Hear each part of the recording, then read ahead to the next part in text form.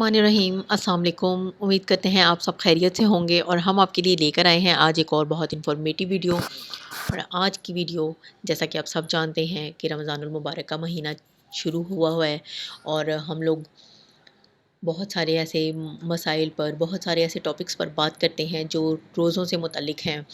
और आज हम बात करेंगे सहर व अफ्तार के हवाले से। तो हम इसमें सबसे पहले देखते हैं सहरी के बारे में। तो सहरी खाना सुन्नत है। सहरी खाना सुन्नत किस तरह से है कि अगर भूख ना हो और खाना ना खाए तो कम से कम 2-3 छुआरे ही खा ले, या कोई और चीज़ थोड़ी बहुत खा ले, कुछ ना सही तो थोड़ा सा पानी ही पी ले। फिर हम देखते हैं कि सहरी में अगर आँख ना खुले, अगर रात को सहरी खाने के लिए आँख ना खुली, सबके सब सो गए, तो बग़ैर सहरी खाए सुबह को रोज़ा रखना ज़रूरी है। सहरी छूट जाने से रोज़ा छोड़ देना बड़ी कम हिम्मती की बात है और बड़ा गुनाह है। मुश्तबा वक्त में सहरी खाना, अगर इतनी देर हो गई कि सुबह हो जाने का शुबा पड़ गया तो अब कुछ खाना मकरूह है, और अगर ऐसे वक्त कुछ खा पी लिया तो बुरा किया और गुनाह हुआ।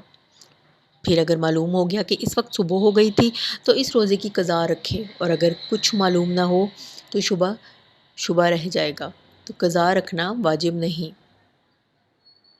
फिर देखते हैं खजूर या छुआरे से रोज़ा खोलना। बात करते हैं अफ्तारी की, तो खजूर या छुआरे से रोज़ा खोलना बेहतर है, या कोई और मीठी चीज़ हो तो इससे खोले, वो भी ना हो तो सिर्फ़ पानी से ही अफ्तार कर ले। बाज़ लोग नमक की कंकरी से अफ्तार करते हैं और इसमें सवाब समझते हैं, लेकिन ये एक बिल्कुल गलत अकीदा है। और अफ्तार करवाने वाले का सवाब अगर हम देखें तो वो भी कि जिसने किसी रोज़ादार को रोज़ा अफ्तार करवाया, उससे भी रोज़ादार जितना ही अजर मिलेगा, लेकिन रोज़ादार की अजर में कोई कमी नहीं आएगी। तो ये तो थे सहर व अफ्तार के हवाले से कुछ ऐसी अहम मालूमात जो हमने आपको देना ज़रूरी समझा। और हम आपसे हमेशा यही रिक्वेस्ट करते हैं कि हमारी वीडियोज़ में मौजूद तमाम इन्फॉर्मेशन जो है वो दूसरों के साथ ज़रूर शेयर किया करें, ताकि ये उन तक भी पहुंच सके। इंशाल्लाह एक और बहुत इन्फॉर्मेटिव वीडियो के साथ हाज़िर होंगे। तब तक के लिए हमें इजाज़त दीजिए। अल्लाह हाफ़िज़।